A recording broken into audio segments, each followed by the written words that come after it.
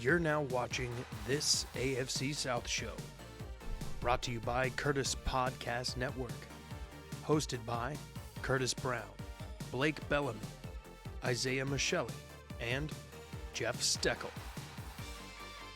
Hello, everybody, and welcome to This AFC South Show number 97. We are here today to talk about the defeat of the Jags in the divisional round, as well as give any updates as we can with the AFC South and the hirings going on. And we're excited to be back. You know, we had a couple days off extra because of scheduling issues, but we're glad to be here. Blake is with us, our Titans fan. Isaiah Michelli, our Sleepy Jags fan. And I'm the Texans fan here. What's up? Hey, how we doing? I'm Curtis Brown. I run the channel here. So we got a like goal this episode.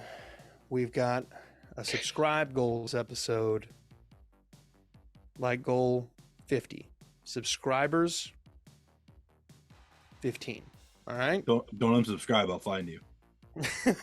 I know people. Look, hey, you know, you can unsubscribe anytime. Unsubscribe anytime. Just subscribe now. And then if you don't like it, unsubscribe later. When we get past the Super Bowl, we will start our Tighten Up Tuesdays. We are Texans Wednesdays, Duval Thursdays, and For the Shoe Fridays. And we will have a litany of guests for each of those shows.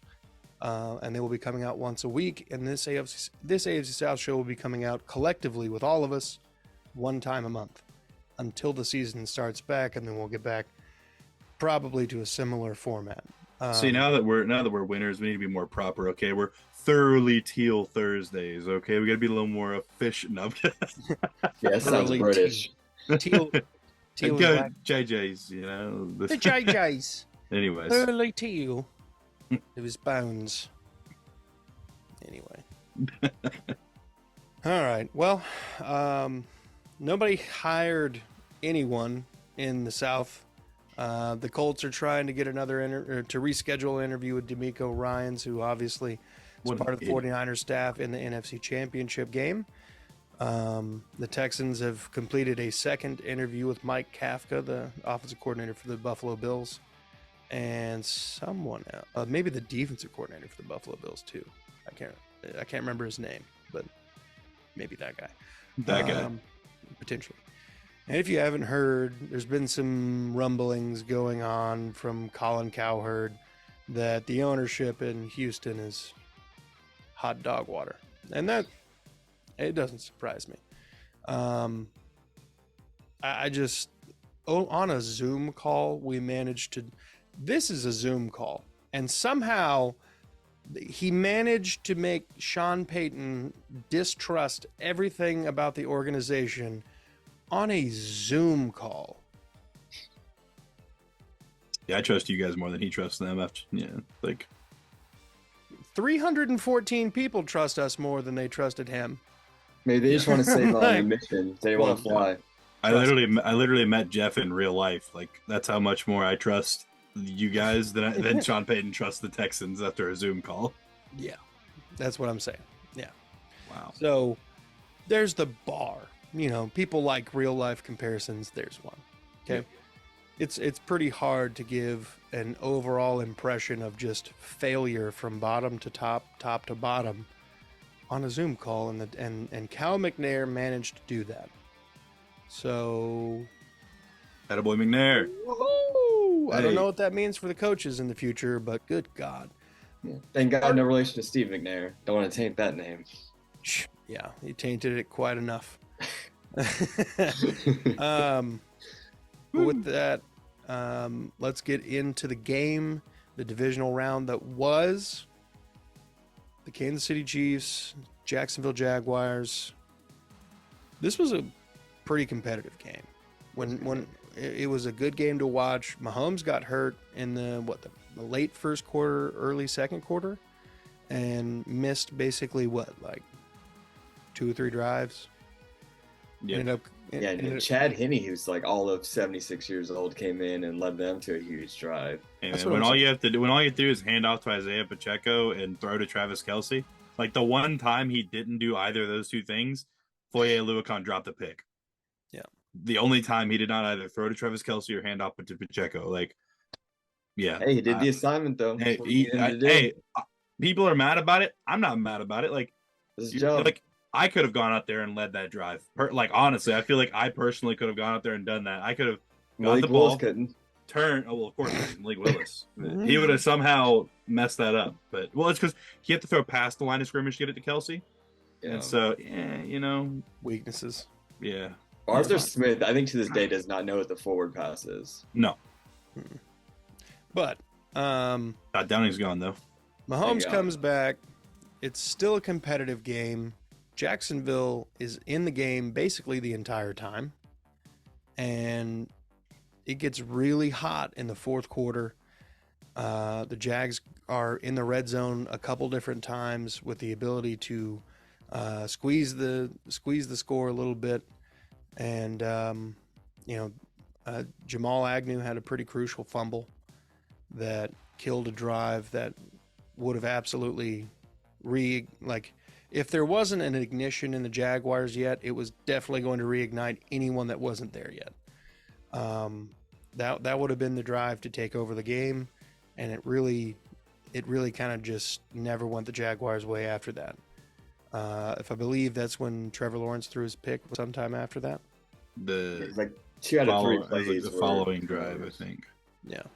Which, their DN came basically untouched, and Lawrence just lobbed the ball up. And I mean, that cornerback made a play that like every cornerback and defensive back like dreams of their entire life. Like, that was a beautiful pick. I saw that and I was like my reaction wasn't, oh fuck, he picked off the football. It was, wow, that was a beautiful catch. Like, he kept that ball. Zay Jones wasn't going to catch that ball. He wasn't even looking. It was towards the sideline. It was just, he was lofting up, trying to see if he could make something happen. He was about to get straight up leveled by the DN / outside linebacker, whatever you want. I don't really remember who it was, but yeah, he put it up there, and that cornerback did what probably like 7 cornerbacks in the NFL can do, and he got up that high and Odell'd that ball, and that was all she wrote. But and that's what I test for at the combine, man. That's such a valuable trait, man. It really is. A beautiful pick. The vertical is definitely something that they look into, and the fact that he could do that while moving, like, insane. Yeah. That was a wide receiver catch right there. Oh yeah. I mean, realistically though, like, people want to get mad at Agnew, and like Agnew's the only reason we were in that game. He had he was that hero. He was averaging 43.8 or 43.3 yards per kick return.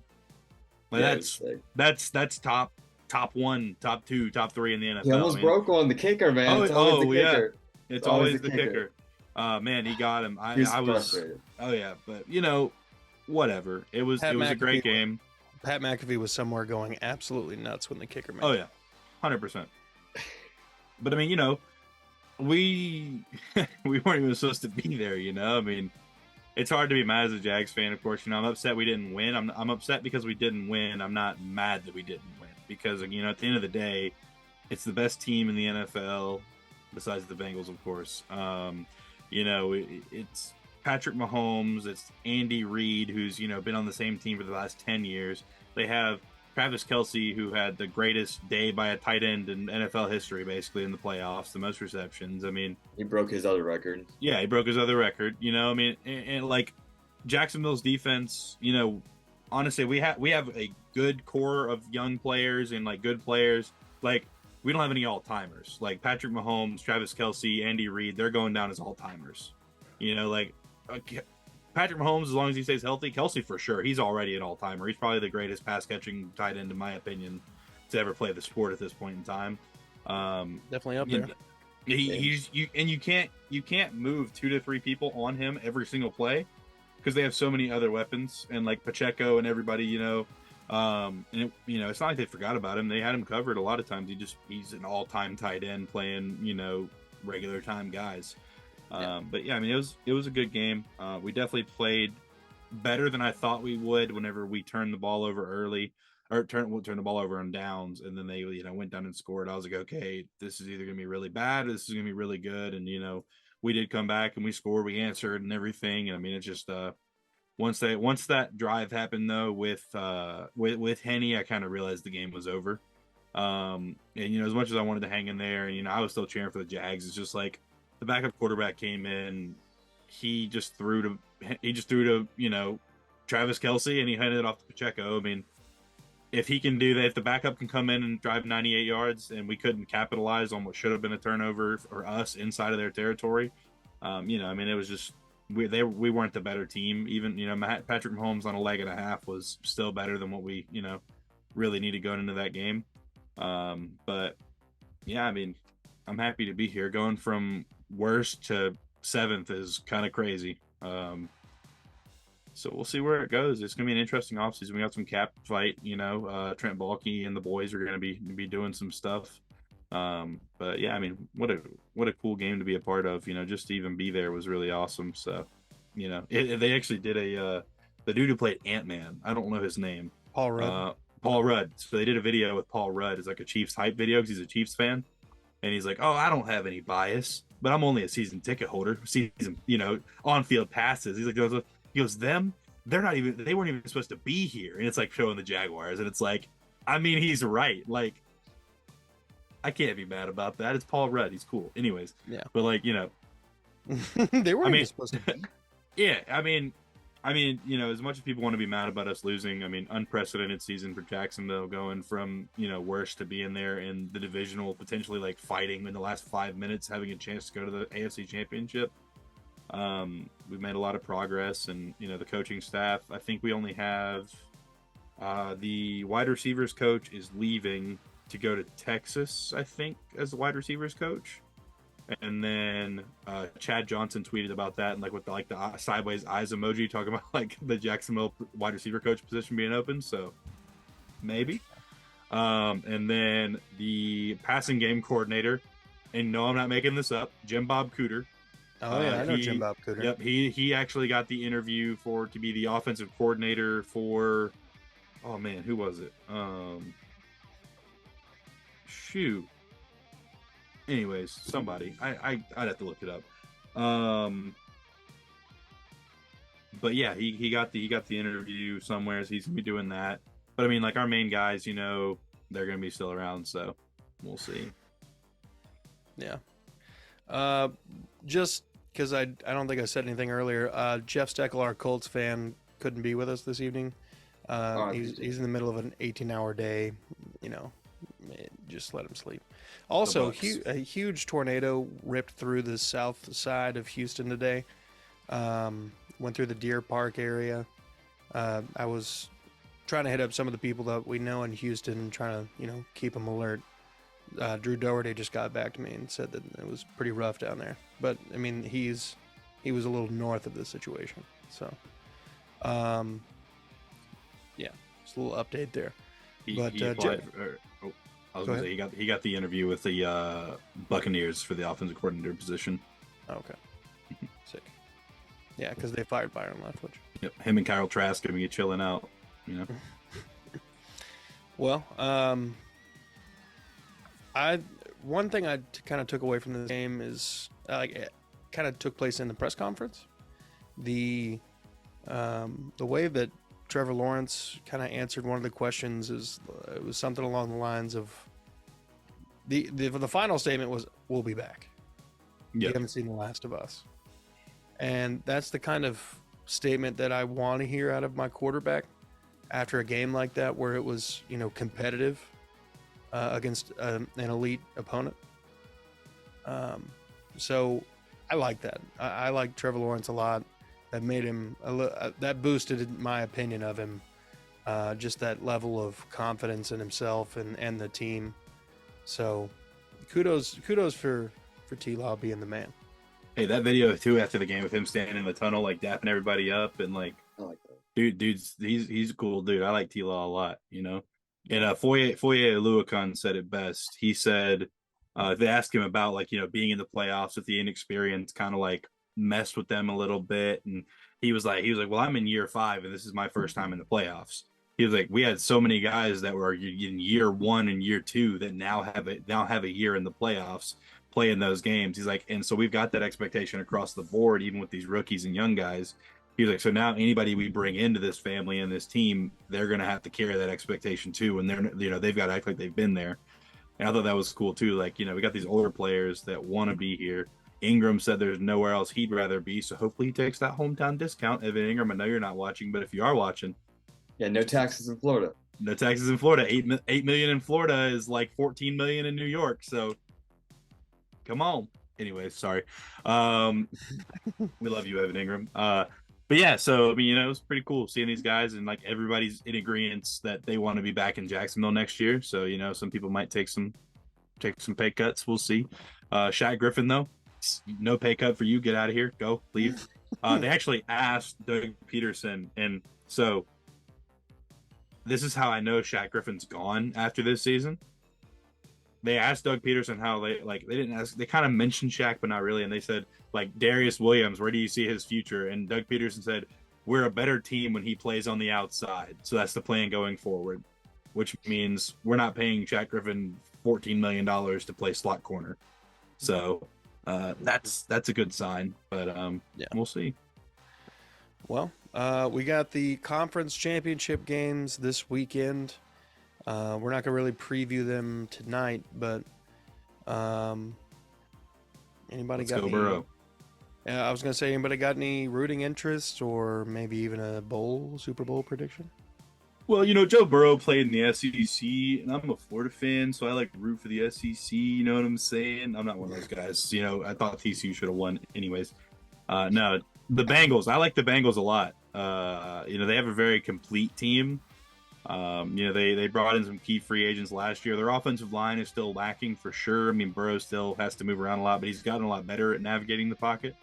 But I think that, their entire team just stays cool, calm, and collected.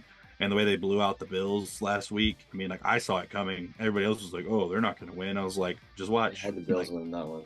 Yeah, I was like, just watch. Like Joey B and the Bengals, Joey B and the B-Cats, they're coming for it. So if I would have seen the video of Joe Burrow doing his pregame workouts, like on him throwing the ball, like spinning and shit, and that was cool. If I would have saw that video, I would have switched my pick to the Bengals. Honestly, I would have. So all right, he's going in like that. I want that guy on my team. So I'm specifically for that reason. I'm gonna go with Joe Burrow and the Bengals in that one too. But I think it would be really cool to see Kansas City versus the Eagles because Andy Reid gets to play his former team in the Super Bowl. Yeah. I think that'd be a cool matchup. I think seeing the 49ers and the Bengals in the Super Bowl would be cool because the 49ers haven't won a Super Bowl since the 90s. Jerry Rice. Yeah, and then the Bengals have never won a Super Bowl, so at least there's some sort of new, fresher thing going on. But I definitely think the Bengals are going to the Super Bowl. The way that he had a post-game press conference thing, or maybe even it was on the field interview, where somebody asked him about all the people who bought tickets for the potential Bills versus Chiefs game at the Atlanta Stadium, and he's like, "Hope you get your refunds." Get your refunds. So I mean, that's another one of those confidence moments out of your quarterback where you're just like, God damn. This guy's, he's the dude. He's the guy. And not that Mahomes has never done those kind of things, but it's just Joe Burrow. He's also hurt too. He's hurt. He's got a high ankle sprain. Yeah, that's hurt, man. And yeah. And it could be worse by game time. Yeah, if that was not playoff game, he would have definitely not have finished that game. He was struggling to throw anything. He could not completely take out the ground game for him. And yeah, he was looking rough. And I don't know if he can play 60% against Cincinnati and expect to win that game. Yeah, they might have to go to Henny and let him do the RPO with Travis Kelce and Pacheco. But hey, let me just say I was very wrong about the Chiefs' offensive line. I'm willing to admit that they had a phenomenal game. Yeah, the Jaguars couldn't get pressure on him to save their lives. Nope, especially after he got hurt. They buckled down, nobody could touch anybody. So definitely was wrong on that one. They had a great time. Yeah. Well, I think we're kind of getting close to the end here on this one. Do you guys have any closing comments? All right. All right. Well, folks, thanks for watching. Remember, we got a like and subscribe goal. Like 50 and 15 subscribers. That'd be great. Trying to hit the goals. Thank you for watching, guys. Thank you for joining me, and be good people.